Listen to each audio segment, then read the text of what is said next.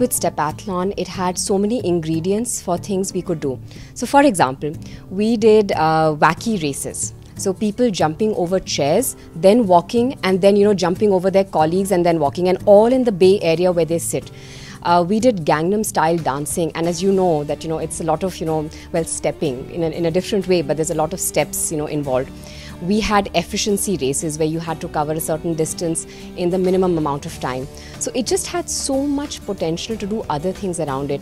We're starting department competitions, and well, it sounds like a Stepathlon competition, but actually it's much more. It gets departments united, and it gets cross department departments to work. So it had, I think what we liked about it is that you could do much more than just what the quote-unquote activity was all about. It is just such a brilliant, inclusive activity. So whether someone is older, younger, sporty, fit, pregnant, not pregnant, any physical condition, everyone walks. And that was the fun part. It sort of just brought everyone together. They couldn't believe that there was a thing called Stepathlon, and there were people all over the world doing it. So it required a little bit of selling in the beginning, and then everyone just caught on to it. And we had teams from our different offices. We just mixed people up and said, this is who your team is. So one, find out who your team member is, right? So if somebody sitting in Guwahati is my team member, and I have no idea who they are, and we are walking together. So very cool. And all we need to do is just walk our individual things, and yet we are a big team. What we do notice is there are a lot more people taking walks around the office. We don't have to, we don't have to ask them to do it.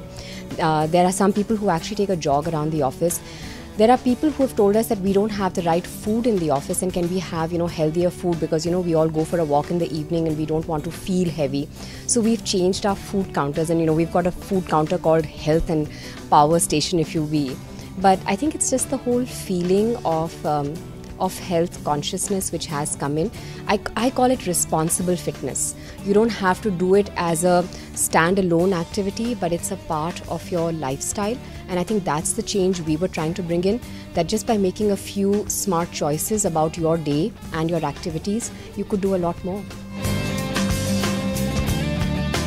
Yes, I have. So earlier, if I'd come back home, there would be a choice that, okay, should I or should I not go for that 30-minute walk? I love to walk. So that's not the part I had to get over. But it was just that when you get home, you're a bit tired. You want to do some other things, maybe put your feet up. But then, you just push yourself. I have to do my 10,000 steps every day.